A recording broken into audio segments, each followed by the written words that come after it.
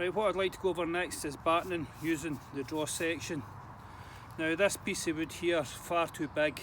Okay, so this is more a delicate edge, and this is the edge we want to keep as sharp as possible for as long as possible. And doing batoning is a sure way of destroying this edge or blunting it really quick. So the rule of thumb here is, when it comes to batoning, we use the chopping section for most of it, and once we break it down, once it's this size, we can actually start using the draw section. To start with, what we need is a solid surface, so that when you're batoning, no energy is going into the ground, it's all returning back into the log that you're going to batten through. And I was just about to give you a demo there on my batten, but the dogs ran away with it. But the general rule of thumb here for batoning is from the crook of your elbow to your middle finger, that length.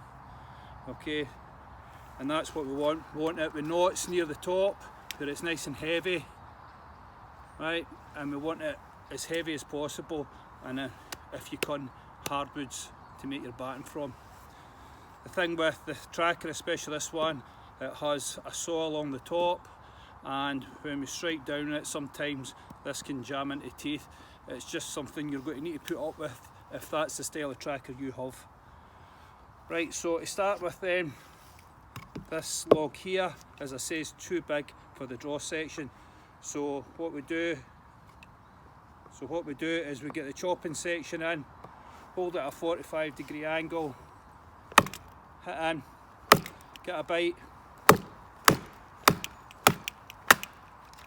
keep it when you can at 45 degrees. There we go, we'll split that down. Split it down again, 45 degrees, get a bite.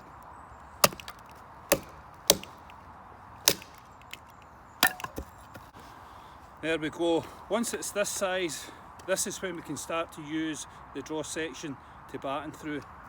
Okay, so that's roughly about, what, 2 inches wide.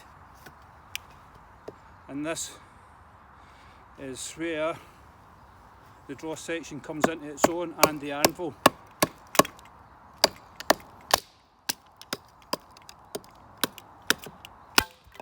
Draw section up, and we want to be striking the anvil. Get a bite. There we go. Again. Get a bite. Then a strike.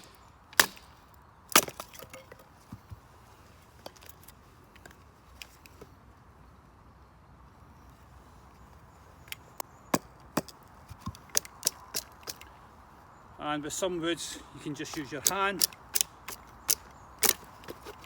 like that, and it splits it down.